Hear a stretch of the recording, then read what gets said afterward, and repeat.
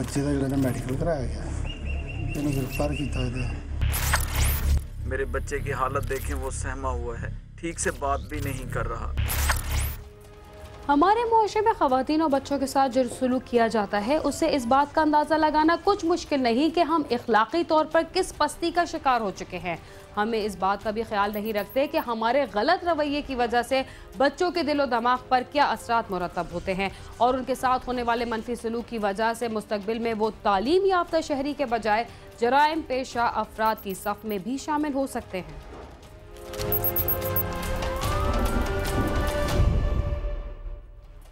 जराइम पेशा अफराद न सिर्फ लूट मार के जरिए आम अफराद को नुकसान पहुंचाते हैं, बल्कि अपनी घिनौनी हरकतों की वजह से भी वो भोले भाले अफराद के लिए हर वक्त खतरे का बायस बने रहते हैं। नारोवाल में भी पहली जमात के तालिब इल्म को उस वक्त एक घिनौनी वारदात का शिकार होना पड़ा जब उसे एक नौजवान ने अपनी हवस का शिकार बना दिया। सब कुछ कैसे हुआ, आइए देखें।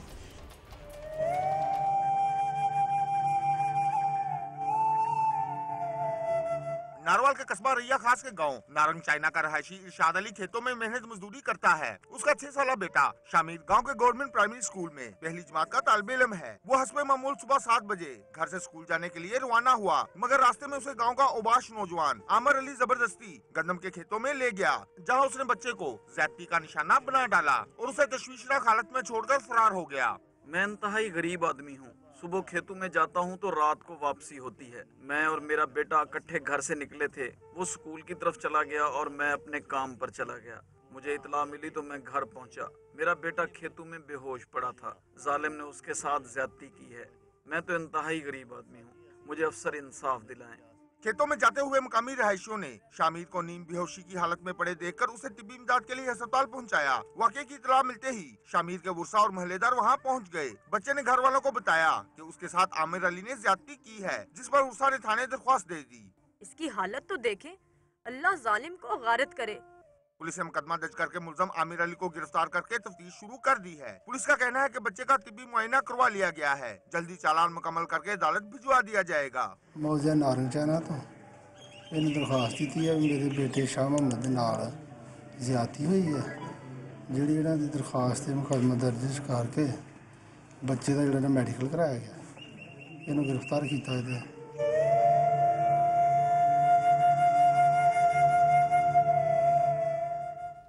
ज्यादती का शिकार होने वाले बच्चे के वर्षा और अहले इलाका का क्या कहना है, आइए जानते हैं।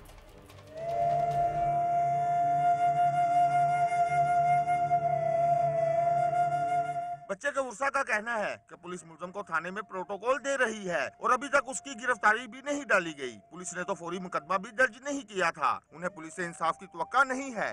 पुलिस मुलजिम की गिरफ्तारी नहीं डाल रही, वो थाने में सुकून के साथ है। हम तो पर्चा दर्ज करवाने गए थे तो पुलिस ने फौरी पर्चा भी दर्ज नहीं किया था। मेरे बच्चे की हालत देखें, वो सहमा हुआ है, ठीक से बात भी नहीं कर रहा। पुलिस ने अस्पताल से अभी तक मेडिकल रिपोर्ट भी नहीं दी। हमें इंसाफ मिलना चाहिए। गांव के रहायशियों ने पुलिस के रवैये के खिलाफ एहतजाज करते हुए मुतालबा किया कि मुलजम को सख्त सजा दी जाए। एक मासूम बच्चे के साथ ज्यादती हुई है। मुलजम इंसान कहलाने के भी लायक नहीं। गांव के सारे लोग डरे हुए हैं। छोटे से बच्चे से इतना बड़ा जुल्म हुआ है और पुलिस कुछ नहीं कर रही। मुलजिम को इंतहाई सख्त सजा मिलनी चाहिए। बच्चे के वर्षा और अहले इलाका ने वज़ीर आला पंजाब से मुतालबा किया है कि मासूम बच्चे को दरिंदगी का निशाना बनाने वाले मुलजम को इबरतनाक सजा दी जाए। साथी रिपोर्टर मियां शफीक के साथ आमिर शहजाद, समा, नारोवाल।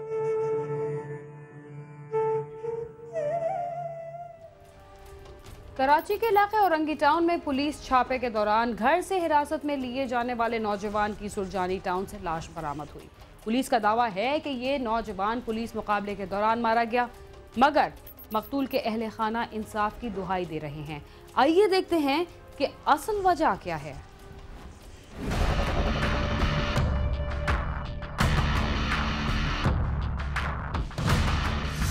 कराची में जारी दहशतगर्दी और टारगेट किलिंग की रोकथाम के लिए ऑपरेशन का आगाज किया गया था, जो ताहाल जारी है। इस दौरान पुलिस ने मुतादिद पुलिस मुकाबलों में दहशतगर्दों को हलाक करने का दावा किया और ऐसे मुतादिद पुलिस मुकाबले भी सामने आए जिनमें मकतूल के अहले खाना ने पुलिस मुकाबलों को झूठा करार दिया। आज हम आपको एक ऐसे खानदान से मिलवाते हैं जिसका कहना है कि उनके लख्ते जिगर को पुलिस ने औरंगी टाउन में घर से हिरासत में लिया था और फिर उसे दहशतगर्द करार दे दिया। बोले आपके घर में मर्द है? मैंने हाँ है। आया अंदर, मेरे लड़का सो रहा था, चकमल को उसे हटाया, उसके नाम पूछा, बोला अदनान है। बोला अच्छा। बोले चले हमारा सेठ साहब बाहर खड़े हुए हैं कि वहाँ माशरा हो रहा है कि सब कुछ चेक करके आपको छोड़ देंगे, आप कमीज पहन ले और आपकी जो मोबाइल आप मोबाइल उठा ले और अपना से डुप्लीकेट शनाख्ती कार्ड की फ़ोटो उठा आप ले ले। तो हमारे बच्चे को मंगल के रात में 4 बजे सुबह मार के फेंक दिया और उसे दहशतगर्द बोल दिया, तालिबान। बोले उनके पास सामान है ये, और ऐसे मारे कि उनकी पूरी नाखूनों, हड्डियों, घुटने सब अलग कर दी, बेतरीका से हमारे बच्चे को मार। औरंगी टाउन सेक्टर 11.5 की रिहायशी ये खातून है मोहम्मद अदनान की वालदा, जो रो रो कर अपने बेटे को याद कर रही है। उनका कहना है कि 28 दिसंबर की रात 4 बजे उनके घर में दीवार कूदकर पुलिस एहलकार दाखिल हुए और घर में सोए हुए उनके बेटे अदनान को अपने हमरा ले जाते हुए ये कह गए कि बस इंक्वायरी करके अभी छोड़ देंगे, जिसके बाद हमने तलाश शुरू कर दी। 4 बजे आवाज़ लगा, दरवाज़ा पीटे तो खोले नहीं, फिर दोबारा पीटे, कौन है? बोले पुलिस वाले, माशरा हो रहा है, सब लाइन पे खड़े हुए, आ जाए बाहर आप लोग। फिर हम लोगों ने गेट नहीं खोले, उसने 2 ऊपर से चढ़ा छत पे, 2 आंगन में कूदा, तो हम लोगों ने खटखटाया तो गेट खोले। मकतूल अदनान की वालदा ने बताया कि दरबदर तलाश करने के बाद जब हम ईद सर्द खाने पहुँचे तो वहाँ उनके लख्ते जिगर की लाश रखी हुई थी, जिसे बदतरीन तशद्दुद करके हलाक किया गया था। मकतूल के अहले खाना ने हुकूमत से अपील की है कि उनकी मदद की जाए और उनका बेटा बेकसूर था। मकतूल अदनान 3 बच्चों का बाप था और जरी का काम करके बीवी और बच्चों का पेट पालता था। उनकी एक पैसे नहीं, सारे बहुत कर्जदार, मैंने सबको माफ़ी मांग के माफ़ करवाई। हमारा बच्चा कहाँ से तालिबान आ गया, मासूम बच्चा, उसके लिए पूरी सब गवा देगा। हमारा बच्चा किसी लायक में नहीं, जड़ी का काम, 24 घंटा बीमार रहता था, काम नहीं कर सकता था। मकतूल की भाभी का कहना है कि जालिमों ने हमारे भाई को छीन लिया, उसके 3 बच्चे यतीम हो गए।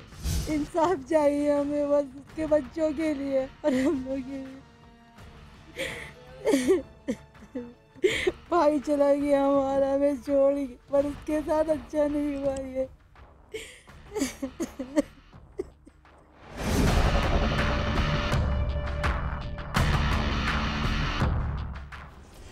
पुलिस का दावा है कि उसे मुकाबले के दौरान हलाक किया गया, मगर उसकी बेवा का कुछ और ही कहना है।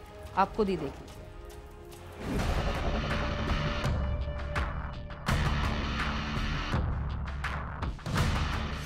मकतूल की बेवा ने बताया कि अदनान रात 12 बजे काम से वापस आकर सो रहे थे कि पुलिस एहलकार घर से उन्हें उठाकर ले गए और फिर कत्ल कर दिया।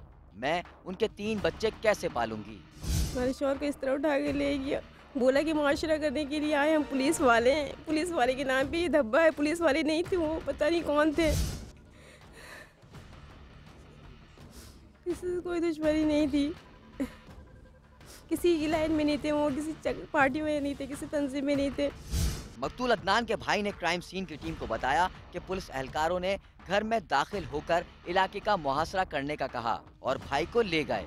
हम 3 दिन तक पुलिस और रेंजर्स से मालूम करते रहे, लेकिन कुछ पता नहीं चल सका और हमारे भाई की लाश एदी सर्द खाने से मिली, जिसे देखकर मेरे पैरों तले जमीन निकल गई। सुबह भी इतवार की सुबह फिर 9 बजे मैं गया थाने पे, करीबी अपने इलाके के पाकिस्तान बाजार थाना, इकबाल मार्केट थाना, मोमिनाबाद, तुरी बंगश, गुलशन बिहार थे, Pirabad garden, CIA centre, CID पे, क्राइम ब्रांच, सब तरफ गया। उन्होंने वाला हमारे पास से ऐसी कोई भी रेड हम लोग इस इलाके से नहीं गई है और इस इलाके के कोई भी बंदे हम लोग लेके नहीं आए। रेंजर्स हेडक्वार्टर में भी गया, वहाँ पर ही मालूमात किया तो उन्होंने भी बोला कि यार हमारे पास भी ऐसा कोई बंदा नहीं आया। सुबह जब एदी सेंटर पे गया 12 बजे करीब दिन में, तो वहाँ पर उनसे मैंने मालूमात करी तो उन्होंने बोला आप देख लें, अगर शनाख्त कर सकते हैं तो कर लें। अंदर गया तो देखा कि मेरा भाई वहाँ पर मौजूद था। अब जब मैंने उसको देखा उसकी कंडीशन पे, तो वो तो उस टाइम का मंज़र मैं आपसे बयान भी नहीं कर सकता वो क्या मंज़र हो सकता है कि एक भाई अपने भाई को इस हाल में देख रहा है। सुरजानी टाउन पुलिस का कहना है कि मकतूल पुलिस मुकाबले में हलाक हुआ है और वो कलदम तंजीम का कारकुन था। मैंने मालूमात किया ना भाई इसको क्या किस मसले में मारा गया, तो बोले इस बारे में तो कुछ नहीं पता, पर यह है कि कलदम तंजीम का कारकुन इसके ऊपर सवाल किया गया और ये पुलिस मुकाबले में यहाँ पर मारे गए। तो वहाँ से हम डेड बॉडी लेके आए, तो लेके आने के बाद यहाँ पर फिर उसको तस्कीन किया।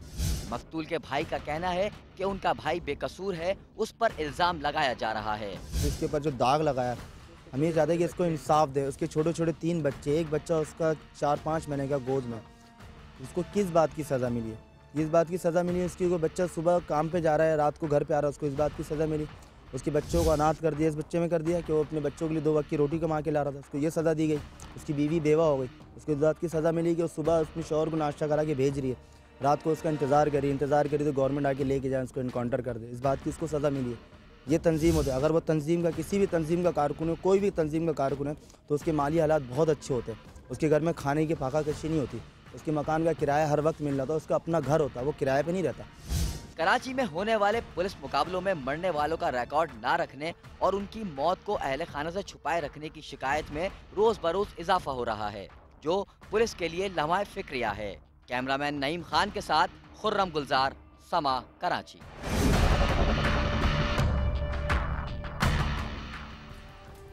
देखने में आया है कि ज़्यादातर पुलिस मुकाबले मशकूक होते हैं। इस वाक़े की तस्दीक भी तफ्तीश के बाद ही सामने आएगी। क्राइम सीन में वक्त हुआ एक मुख्तसर से वक्फे का। आप समा के साथ ही रहिए।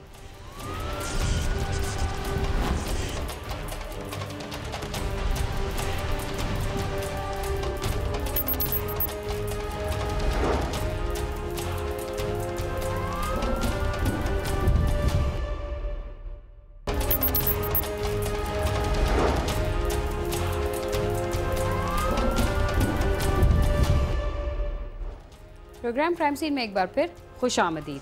सीआईए इस्लामाबाद ने डाकुओं का एक ऐसा गिरोह गिरफ्तार किया जो क्लब रोड इस्लामाबाद पर नाका लगाकर शहरियों को सुकून से लूट रहे थे। मुजाहमत करने वाले शहरियों पर फायरिंग होती रही, मगर पुलिस तक इसकी आवाज़ ना पहुंची। आखिर क्यों? आइए देखते हैं।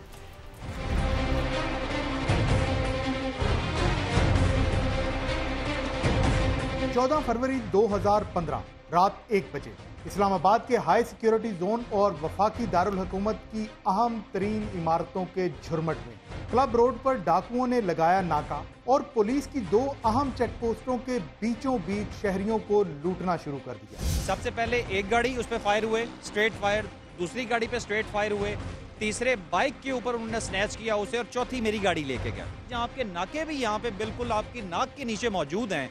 कोई बंदा हेल्प करने के लिए नहीं पहुंचा कि जब फायर भी स्ट्रेट किए जा रहे हैं, आवाज आ रही है, दोनों साइड आपकी फोर्सेस से भरी हुई हैं, उसके बावजूद कोई आपको हेल्प करने के लिए नहीं आया। मदद करने के जज्बे से रुकने वाला मोटरसाइकिल सवार भी डाकुओं का निशाना बन गया। मैं ऑफिस से रात को आ रहा था, तकरीबन 1 बजे, सवा 1 बजे का टाइम होगा, तो मुझे यहाँ पे कुछ लोग खड़े हुई और एक टैक्सी गाड़ी खड़ी हुई थी, तो वो सड़क के दरमियान खड़ी हुई, तो उन्होंने हाथ दिया, तो मैंने दूर से देखा, मैंने कहा कि ये इलाका थोड़ा सा ये है कि इस किस्म का नहीं है, शायद कोई हेल्प भी मांग रहा हो।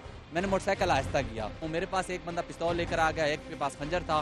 खंजर वाले ने मोटरसाइकिल स्टार्ट करने की कोशिश की, जबकि जिसके पास पिस्तौल था वो मेरे पास आया, उसने मुझसे पर्स लिया, मोबाइल छीना मुझसे। सड़क के दरमियान कभी चोरीशुदा खराब गाड़ी को धक्का लगाकर और कभी छीनी हुई मोटरसाइकिल पर लेटकर डाकुओं ने शहरियों को रोका और फिर टैक्सी को 2 आदमी धक्का लगा रहे थे और उन्होंने मेरे आगे गाड़ी वो लेके आ गए। जब वो गाड़ी मेरे आगे लेके आए, मैंने अपनी गाड़ी स्लो की, उन्होंने आके दरवाज़ा खोला, दरवाज़ा खोल के चाबी मेरी की को हाथ डाला उन्होंने और खींचा उसे। जब खींचा, उसके साथ जो की चैन था वो उस आदमी के हाथ में चला गया। मैं उसे देख रहा था, इतनी देर में उसने 30 बोर का पिस्टल निकाला, पिस्टल निकाल के और फ़ौरन मुझे फायर किया। मैंने गाड़ी भगाई उससे, गाड़ी स्टार्ट थी, ड्राइव पे थी। जब मैंने गाड़ी भगाई तो वो पिस्टल गोली मुझे यहाँ से टच होके गाड़ी के डैशबोर्ड के अंदर लगी है। नाकों पर खड़े पुलिस एहलकार आम शहरियों को चेक करते रहे और चंद गज दूर डाकू शहरियों पर गोलियां बरसाते रहे। पुलिस एहलकारों का गोलियों की तड़तड़ाहट के बावजूद कोई कार्रवाई न करना उनकी कारकर्दगी पर सवालिया निशान है। डाकुओं के चुंगल से बचकर भागने वाले चंद गज के फासले पर मौजूद चेकपोस्ट पर मदद के लिए पुलिस से फरियाद करते रहे, मगर एहलकार टस से मस न हुए। ये 110% है कि वो जो नाके वाले हैं उन्होंने हमारे साथ सरासर ज्यादती की है। इससे ये साबित होता है कि ये इस्लामाबाद की पुलिस मिली भुगत के साथ है यहाँ पे। अगर जब उनको 2 गाड़ियाँ वहाँ बता रही हैं कि फायर हमारे पे लगे हैं, वो इस रोड को बंद करने तक नहीं आ रहे हमारे साथ। उसके बाद यहाँ पे आने के बाद एक जो अफसर साहब आए हैं, उनको जब हमने बोला कि हमारा मोबाइल उसके अंदर है, मोबाइल हमारा उसके अंदर है, उसको ट्रेस करा लिया जाए, उन्होंने बोला जी हमारे पास कोई सिस्टम नहीं है, हम एक दिन रिक्वेस्ट भेजते हैं, नेक्स्ट डे हमें मिलती है।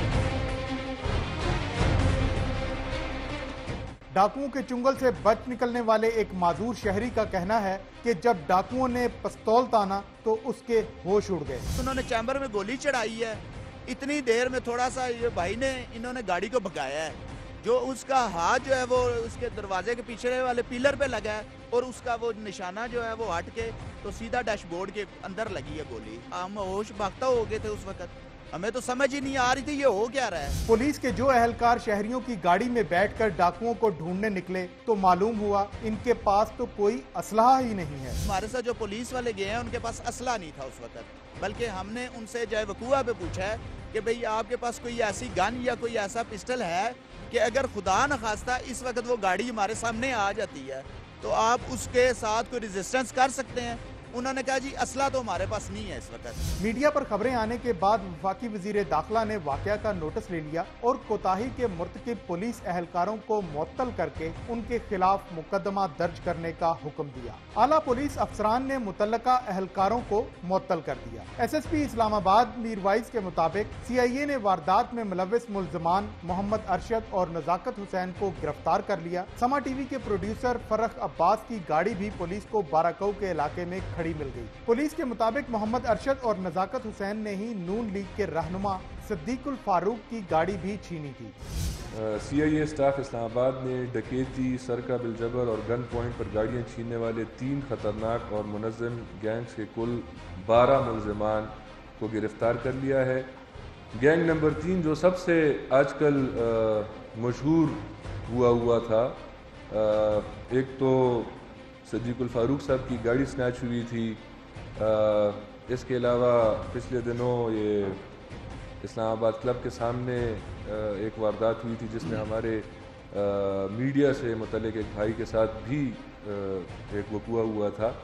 हमारी मेहनत और मैं कह सकता हूँ कि जो हमारी टीम है इनकी काविश का नतीजा है कि उनको भी अरेस्ट कर लिया गया है। मुतासरीन का कहना है कि वजीर दाखिला चौधरी निसार वाक़े का नोटिस न लेते तो मुल्ज़िमान का पकड़ा जाना मुहाल था। ताहम इस बात का जवाब मिलना अभी बाकी है कि रेड जोन से मुत्तसिल शहर के पोश और हसास इलाके में डाकू नाका लगाकर शहरियों को कैसे लूटते रहे। क्या इस बात का जवाब इस्लामाबाद को क्राइम फ्री सिटी बनाने के दावेदार देंगे? कैमरामैन मोहम्मद तौसीफ के साथ अली इमरान, समा, इस्लामाबाद।